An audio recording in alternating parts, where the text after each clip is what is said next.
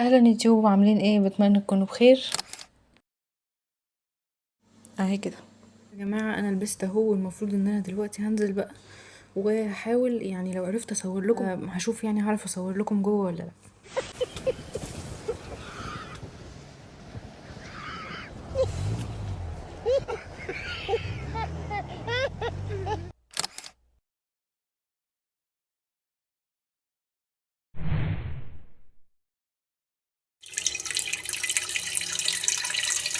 نصيحه كده قبل ما تنزلوا الفرخه اهي، لازم تنزلوا الفرخه بالراحه عشان ما تتخضش.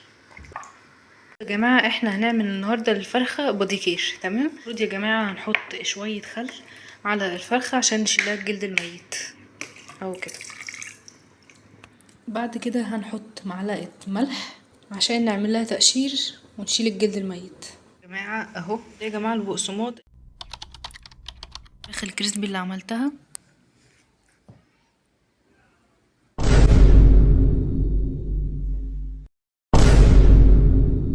طبعا المقطع اللي فات اللي انا كنت بعمل فيه الفراخ الكريسبي، اي بنت تركز فيه عشان لما ربنا يكرمها كده في بيت العدل. دلوقتي هتيجي تقولي طب ما انا معدوله لوحدي، هقول لها خلاص اتعلمي عشان تعملي لنفسك.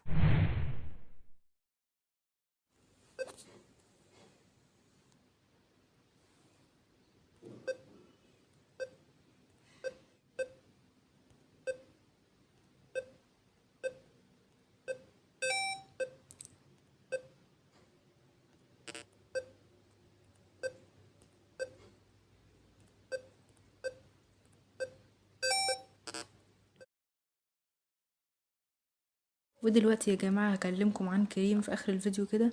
كريم فعلا حللي معظم مشاكل بشرتي تقريبا، فتح يعني كام درجه من بشرتي وشال تصبغات. فعلا انتوا اعملوا برضو سيرش عليه، هتلاقوا ان فعلا في ناس كتيره جدا بتتكلم عليه. هو زي ما قلت لكم هو اكريتين تركيز ربع. اقول لكم طريقه الاستخدام عشان برضو لو انتوا عندكم نفس المشاكل دي وعايزين تحلوها. بصوا، هو بيبقى مرتين في الاسبوع، يوم الاحد ويوم التلات. بتحطوا مثلا يوم الاحد بالليل، في ما يبقاش في ضوء شمس خالص، عشان كده بيتحط بالليل.